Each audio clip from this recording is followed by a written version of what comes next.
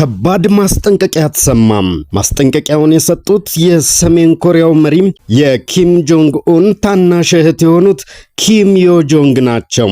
የሰሜን ኮሪያው መሪ ኪም ጆንግ ኡን ተደማጭነት ያላቸው ታናሽ እህት ኪም ዮ ጆንግ ዛሬ ማክሰኞ በሰጡት መግለጫ በአሁኑ ወቅት እየተካሄደ ያለው የአሜሪካና የደቡብ ኮሪያ የጋራ ወታደራዊ ልምምድ ከሚታሰበው በላይ የሆኑ አስከፊ መዘዞችን ሊያስከትል እንደሚችል አስጠንቅቀዋል። በዚሁ መግለጫቸው ዋሽንግተን ከኢራን ጋር የገባችበትን እየሰፋ የመጣ ግጭትም ያጣቀሱት ይመስላል።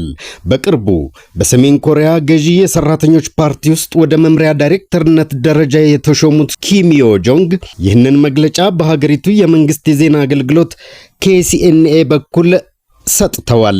ሁለቱ አጋሮች ማለትም አሜሪካና ደቡብ ኮሪያ ዓመታዊውን የጸደይ ወቅት ስፕሪንግ ልምምድ በጀመሩ ማግስት ነው ሰሜን ኮሪያ ማስጠንቀቂያውን የላከችው። የጠላት ኃይሎች አለች የመሪው የኪም ጆንግ ኡን ታናሽ እህት፣ የጠላት ኃይሎች በሀገራችን ሉዓላዊነትና ደህንነት አቅራቢያ የሚያሳዩት የጡንቻ ማሳያ ወታደራዊ ትዕይንት ከሚታሰበው በላይ የሆኑ አስከፊ መዘዞችን ሊያስከትል ይችላል ነው ያሉት። አክለውም ይህም የቀጠናውን መረጋጋት የበለጠ ወደ ማናጋት ይመራዋል ነው ያሉት። ልምምዱ እየተካሄደ ያለው የደቡብ ኮሪያው ፕሬዝዳንት ሊ ጄሚዮንግ አስተዳደር ከፒዮንግያንግ ጋር ውይይትን ለማደስና በኮሪያ ልሳነ ምድር ያለውን ውጥረት ለማርገብ በሚጥርበት ወቅት ነው። በዚህ ዓመት በፍሪደም ሺልድ ልምምድ ውስጥ የሚካሄዱ የመስክ ስልጠናዎች ቁጥር ወደ 22 ዝቅ ብሏል።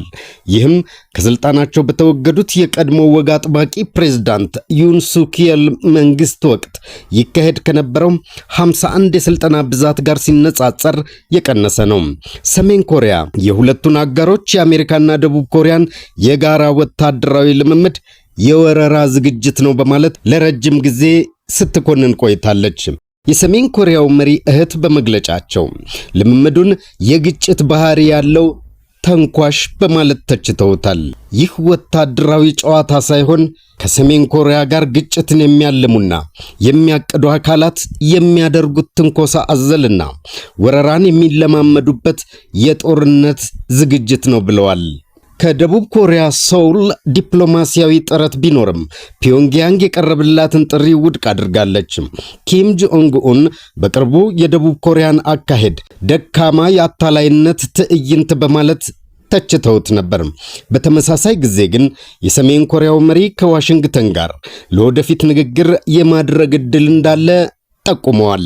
ባለፈው ወር እንደተናገሩት ዩናይትድ ስቴትስ የጠላትነት ፖሊሲዋን የምትተው ከሆነ በሁለቱ ሀገራት መካከል ያለውን ግንኙነት ላለማሻሻል ምንም ምክንያት የለም ብለዋል። ኪም ፕሬዝዳንት ዶናልድ ትራምፕን በመጀመሪያ የስልጣን ዘመናቸው 3 ጊዜያት ያህል ካገኟቸው በኋላ ጥሩ ትዝታዎችና ትውስታዎች እንዳሏቸውም አስታውሰዋል። የደቡብ ኮሪያ ባለስልጣናት ትራምፕ በዚህ ወር መገባደጃ ላይ ወደ ቻይና የሚያደርጉት ጉብኝት ከፒዮንግያንግ ጋር ያለውን ዲፕሎማሲ ለማደስ እንደ አጋጣሚ ሊያገለግል እንደሚችል ጠቁመዋል። ይህ በእንዲህ እንዳለ ኮሪያም በሀገሯ ውስጥ የሚገኘው የአሜሪካ አየር መከላከያ ቴክኖሎጂዎች ከሀገሪቱ ወደ መካከለኛው ምስራቅ መዛወራቸውን በጽኑ ተቃወመች። የደቡብ ኮሪያው ፕሬዝዳንት ሊ እንደተናገሩት ተቃውሟችንን የገለጽን ቢሆንም እውነታው ግን አቋማችንን ሙሉ በሙሉ ማስከበር አልቻልንም ነው ያሉት። የደቡብ ኮሪያ የውጭ ጉዳይ ሚኒስትር ቾ ሂዩም በበኩላቸው በደቡብ ኮሪያ የሚገኙ የፓትሪዮት አየር መከላከያ ባትሪዎችን ወደ መካከለኛው ምስራቅ መልሶ ለማሰማራት ሁለቱም ወገኖች በንግግር ላይ መሆናቸውን ገልጸው ነበር። አሜሪካ ሚሳኤል መከላከያ ባትሪዎቹንና ቴክኖሎጂዎቹን ከደቡብ ኮሪያ ምድር አንስታ ወደ መካከለኛው ምስራቅ በሰፊው ማጓጓዟን ከቀጠለች በእርግጥም ጥቅሟም ከእስያ ይልቅ ወደ መካከለኛው ምስራቅ አጋድሏል ማለት ነው ሲሉ አንድ የደቡብ ኮሪያ ባለሙያ ተናግረዋል። ደቡብ ኮሪያ የአሜሪካ የአየር መከላከያ ንብረቶች ከሀገሪቱ እንዲወጡ የምትቃወም ቢሆንም ጥያቄ ማቅረብ አቅም ላይ አይደለችም ሲሉ ፕሬዝዳንት ሊ ጄሚዮንግ ዛሬ ማክሰኞ ተናግረዋል። ሊ ለካቢኔያቸው በሰጡት መግለጫ ዩኤስኤፍኬ ማለትም በኮሪያ የሚገኘው የአሜሪካ ጦር እንደራሱ ወታደራዊ ፍላጎት አንዳንድ የአየር መከላከያ ቴክኖሎጂዎችን ወደ ውጭ ሊልክ ይችላል። እኛ ተቃውሟችንን እየገለጽን ቢሆንም እውነታው ግን አቋማችንን ሙሉ በሙሉ ለማስከበር አለመቻላችን ነው ብለዋል። በደቡብ ኮሪያ የሚገኘው የአሜሪካ ጦር የዋሽንግተን ጦር እዝ የሚያመለክት ሲሆን ወደ 28500 የሚጠጉ ሰራተኞች አሉት። የደቡብ ኮሪያ የውጭ ጉዳይ ሚኒስትር ቾ ሂዩን ባለፈው አርብ እንደተናገሩት ዋሽንግተን በመካከለኛው ምስራቅ ላለው ግጭት ጥቅም ላይ የሚውሉ በደቡብ ኮሪያ ያሉ የፓትሪዮት አየር መከላከያ ባትሪዎችን መልሶ ስለማሰማራት ከሶል ጋር ንግግር እያደረገች መሆኑን ዘግቧል። ከሰሜን ኮሪያም ሊሰነዘር የሚችለውን ጥቃት የመከላከል ዝግጁነትን በተመለከተ ያለውን ስጋት ለማርገብ ሊ ሲናገሩ ንብረቶቹም ከሀገሪቱ ቢወጡም እንኳ በሰሜን ኮሪያ ላይ ያለውን የመከላከያ አቅም ከባድ እንቅፋት እንደማይፈጥርበት ገልጠዋል። በሶል የሚገኘው የኢውሃይ ሴቶች ዩኒቨርሲቲ ዓለም አቀፍ ጥናት ፕሮፌሰር የሆኑት ሌፍ ኤሪክ ኢዝሊ የፓትሪዮት ሚሳኤል መከላከያ ስልቶችንና ቴክኖሎጂዎችን ለጊዜው መልሶ ማሰማራትና ውስን የሆኑ የማጥቂያ ትጥቆችን ማንሳት በእስያ ያሉ የአሜሪካ አጋሮችን አያናውጥም።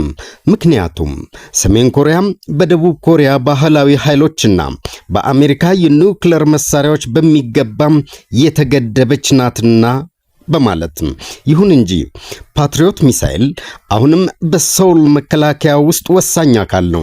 ደቡብ ኮሪያ እንደ ቾንግንግ ያሉ የራሷ የተራቀቁ ሚሳኤል መከላከያ ዘዴዎችን አዘጋጅታ ብታሰማራም የፓትሪዮት ስርዓቱ ግን የአየር መከላከያ መዋቅሯ ዋነኛ አካል ሆኖ ቀጥሏል።